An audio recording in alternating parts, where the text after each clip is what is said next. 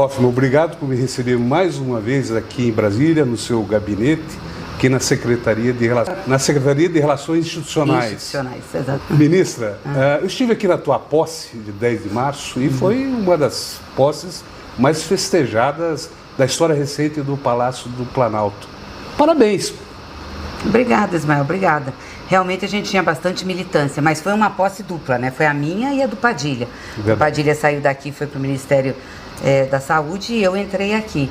Então tinha muita militância nossa de todas as áreas, da saúde, mas também da educação, os movimentos sociais, a política. Foi bem legal mesmo. Espero que eu dê conta das expectativas geradas. Tá certo. Ministro, para a gente começar aqui a nossa prosa, esse começo da secretaria aqui no Ministério foi bastante intenso. Primeiro, em 10 dias a senhora conseguiu aprovar o orçamento de 2025, que estava emperrado. E todo mundo pergunta, que tiro foi esse, ministra? Como é que a senhora conseguiu em uma articulação tão rápida, em 10 dias? Não, na realidade o orçamento já estava, né, num processo de discussão desde o final do ano passado, do final de 2024. Eu acho que faltava ali alguns ajustes, né, de como que a gente ia acertar com o relator, o relatório, os programas prioritários, como ia fazer a questão das emendas, que tinha a decisão do Flávio Dino e tinha que interiorizar para o orçamento. Então nós fomos costurando. E como eu estava na Câmara como deputada, eu estava acompanhando muito de perto quais eram os problemas. Então quando eu cheguei aqui para a gente poder negociar com os parlamentares, eu já estava bem situada, né? E aí achava ali onde era o caminho para a gente resolver. Ministra, nessa semana a senhora e o ministro Lewandowski apresentaram ontem mesmo a PEC da segurança lá para o Hugo Mota, presidente da Câmara. E hoje o Lewandowski já estava no Senado discutindo, inclusive, esse tema da PEC da segurança. Quais são os principais objetivos dessa proposta e o que ela pretende, como ela pretende enfrentar essa onda de criminalidade no país? Bom, primeiro que foi muito receptiva a reunião por parte dos deputados, dos líderes e do Hugo Mota, né, que apresentou a PEC. Eu avalio que foi muito bom, muito positiva. Os deputados entenderam, os líderes entenderam, e eu acho que nós vamos fazer um grande debate sobre segurança pública, que é o que a gente precisa. E pela primeira vez o governo federal está tomando a iniciativa no sentido da segurança pública. Isso é muito importante, porque é um clamor popular. O que faz a PEC? Ela constitucionaliza o Sistema Único de Segurança Pública. Assim como a gente tem o SUS, que designa o papel de cada ente da federação e aquilo que tem que fazer de uma forma organizada e sincronizada, o SUSP, que é o Sistema Único de Segurança Pública, também faz isso. Então ele é constitucional. Está lá qual é o papel da União e suas polícias, o papel do Estado e suas polícias, o papel dos municípios e suas polícias. E organiza a atuação dessas polícias. Porque hoje a gente tem Polícia Federal, Rodoviária Federal, Polícia Penal, Polícia Militar, Guarda Municipal, Polícia Civil, enfim, Polícia Penitenciária, tem uma série de polícias. A gente precisa ter isso de maneira organizada, sincronizada e articulada para fazer uma atuação contundente, porque o crime organizado é articulado, né? Ele é potente. E também, mais do que isso, dá uma formalizada naquilo que a gente tem de informação. Hoje, por exemplo, você tem 27 laudos de polícia, você tem 27 informações de ficha policial, cada estado tem a sua. A gente tem que organizar um pouco isso, ter uma só, para que a informação que eu pegue aqui no DF atinja o indivíduo aonde ele estiver, seja ele do Mato Grosso do Sul, do Paraná, do Mato Grosso, do Rio de Janeiro, entendeu? Hoje a gente não tem isso, tudo é muito separado. E acho que dá também um fortalecimento na Polícia Federal para o combate ao crime organizado, que é isso que nós precisamos, combater o crime organizado, né, que é a lavagem de dinheiro, o tráfico de drogas. É para cima desses que a gente tem que ir para desmontar o que a gente vê de criminalidade no Brasil. Ministra, os governadores como o Ronaldo Caiado, de Goiás, reagiram duramente contra a proposta, na primeira face. Como a senhora interpreta essas críticas e qual será a estratégia para vencer algumas resistências no Congresso? Quero lembrar que o ministro Lewandowski fez algumas modificações para justamente atender os reclames desses governadores que temiam perder o comando da PM nos estados. De jeito nenhum, jamais a União vai se meter a querer comando de polícia militar. Isso cabe aos governadores, a PM cabe aos governadores. Mas nós queremos uma ação integrada com as polícias federais, federal e rodoviária federal, para fazer o combate ao crime organizado. E acho que já disseminou muito,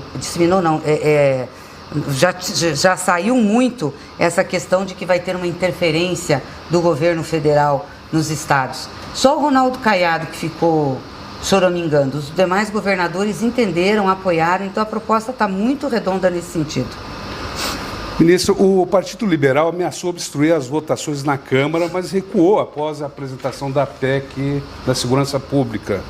Eles temem perder a bandeira do combate à criminalidade para o governo Lula? O que houve nos bastidores? Não, na realidade, eles estavam obstruindo porque eles queriam anistia. Anistia para o Jair Bolsonaro e companhia. E isso não é um tema que interessa a população. Veja, nós estamos agora com a PEC da Segurança, que é importante, e eles sabem que é um tema importante. E eu acho que eles ficaram realmente impactados porque o governo federal tomou uma iniciativa e apresentou uma proposta bem estruturada e vai apresentar outras ações de segurança pública que são importantes para o país. Mas lá também está tramitando a isenção de até R$5.000 para quem ganha até R$5.000, a isenção do imposto de renda, o crédito consignado privado. Então tem várias matérias de interesse da população que, se eles obstruírem, essas matérias não tramitam, a gente não aprova. E quem vai ser prejudicada é a população brasileira. Justamente, a senhora falou da anistia, eu quero voltar a esse tema. A senhora, em outros momentos, declarou que a maioria dos brasileiros rejeita a ideia de anistiar os envolvidos nos atos antidemocráticos de 8 de janeiro. Agora, a senhora, como é que a senhora vê, como que tem que ser essa articulação para barrar essa proposta no Congresso? Há risco dessa pauta avançar? Eu não acredito. Acho até que eles podem conseguir assinatura para urgência, mas nós temos muitos projetos com regime de urgência que não estão sendo colocados em pauta. Como eu te digo, essa não é a prioridade do povo. E o presidente da Casa, o deputado Hugo Mota, está muito sensível com aquilo que é a prioridade da população brasileira e do Brasil. Então, dificilmente eu acho que esse projeto será pautado. Ministra Gleisi Hoffmann, pesquisas recentes indicam uma recuperação na aprovação do presidente Lula, inclusive com vitórias em cenário de segundo turno em 2026. A que a senhora atribui essa mudança e quais as estratégias para manter a curva ascendente?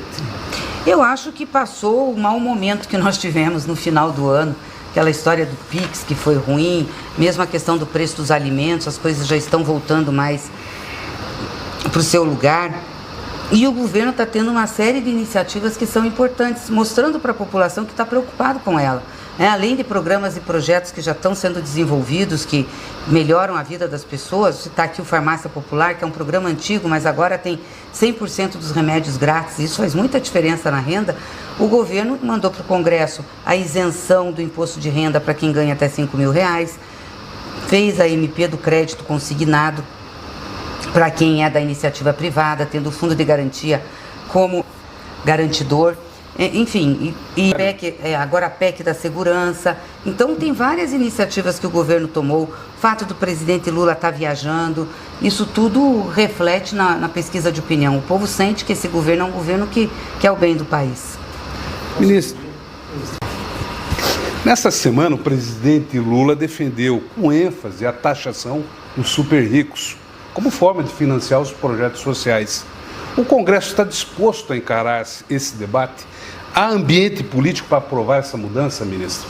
Olha, a maioria do povo é a favor dessa taxação.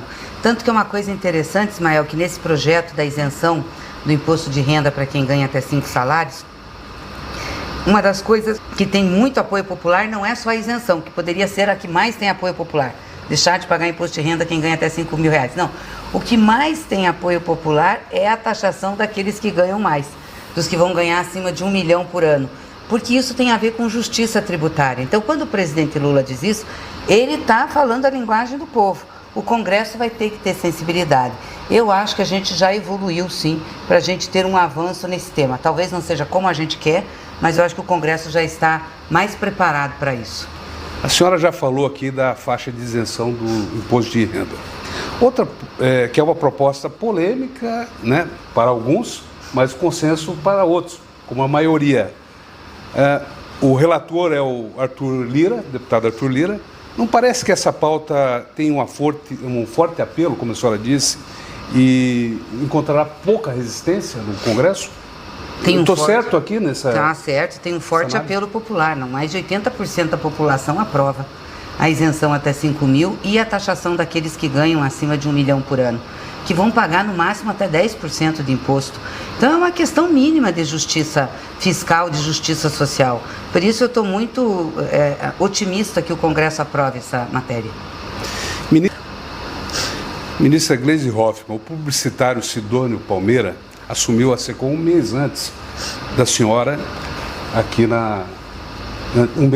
assumir aqui a Secretaria de Relações Institucionais. Qual tem sido o impacto dessa nova estratégia de comunicação do governo? Há uma sinergia entre a comunicação e a articulação política que a senhora faz? Ah, sim. Não, eu acho que o Sidônio está dando uma dinâmica importante para a comunicação, desde a linguagem, a utilização das redes, a forma de fazer e também a integração com os ministérios, com os programas e com os projetos. E a gente toca as coisas muito juntas. Nós trabalhamos juntos na campanha do presidente Lula, então já sabemos um pouco o estilo um do outro e tem sido muito produtivo. A senhora foi alvo de campanhas de ódio e misoginia. Agora os ataques se voltam contra a primeira-dama Janja. Por que, na sua opinião, ela virou novo alvo da extrema-direita? O que isso revela sobre a política brasileira, ministra Gleisi? A Janja é uma pessoa forte, determinada, tem personalidade, tem suas opiniões e, obviamente, incomoda a extrema-direita, né? Incomoda aqueles que não pensam igual ela. Então, a forma de ataque é de desqualificar. Geralmente é assim, não se faz um debate político com as mulheres, se faz a desqualificação. E é uma pena que isso aconteça, né? Porque empobrece a política. Poderiam fazer a discussão política com a Janja sobre suas ideias, seus posicionamentos, mas não, fazem a da desqualificação. A gente tem atuado muito no sentido de defendê-la e de mostrar a importância que ela tem, né, ao lado do presidente para o governo do Brasil, para a representação do Brasil, inclusive no exterior. Em 2022, a senhora foi peça-chave na construção do arco de alianças que trouxe o Lula de volta ao Planalto. Em 2026, com uma direita pulverizada, pelo jeito, e uma base governista sob pressão, de certa forma, qual será a estratégia para repetir a dose e garantir a reeleição?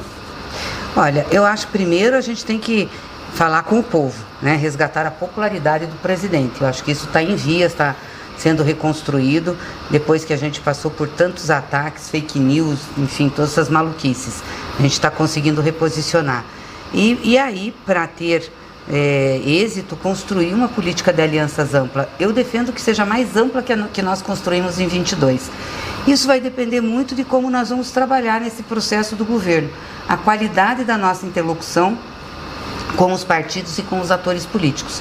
Eu quero me dedicar muito a isso, para que a gente chegue em 26, além de popularidade forte do presidente, que eu não tenho dúvidas que vai ter, também um arco de alianças bastante potente. Nessa semana o blog do Ismael publicou uma análise sobre o risco Rio, que é mais ou menos o seguinte: a eleição de governadores aliados do Planalto e deficiência na chapa de senador. Por exemplo, no Rio de Janeiro, as pesquisas indicam 2 bolsonaristas. Isso se repete também lá no Paraná. O Bolsonaro anunciou Ratinho Júnior, do Senado, e o Felipe Barros. Como o governo, enfim, não vê isso como um risco para as instituições? Porque a proposta é óbvia, da impeachment no STF, enfim, são essas pautas que todos conhecem. Essas pautas do interesse deles, absolutamente deles, né, e não do povo brasileiro. Claro, a gente está de olho nisso, nós também estamos começando a pensar com os partidos, o PT também está pensando a estratégia para a eleição de senadores, que necessariamente não precisa ser só do PT, só desse campo da centro-esquerda, mas do campo democrático, para a gente ter gente comprometida no Senado com a democracia, com o Estado democrático de direito, né, com as relações que a gente estabelece entre os poderes, para que o país possa ter um processo dentro da democracia de desenvolvimento e não virar uma ditadura como eles querem. É um governo em que eles mandam, enfim, e se precisar dar um golpe, como ficou já demonstrado com o que nós vimos em 2022 e início de 2023. Ministra, Mais uma vez, obrigado por me receber aqui no seu gabinete em Brasília. Gostaria de franquear a palavra para a senhora, fale o tempo que quiser, de algum tema que julgue importante, que a gente não abordou, ou reforce aquilo que a senhora acha importante, e fique à vontade, ministro. Obrigado. Eu que agradeço, Ismael. Aliás, parabéns pelo seu trabalho, parabéns pelo blog, né? A informação que você leva, a gente acompanha aqui. Você é do Paraná, mas é lido no Brasil inteiro, isso é verdade. No Brasil inteiro. Acho isso muito importante.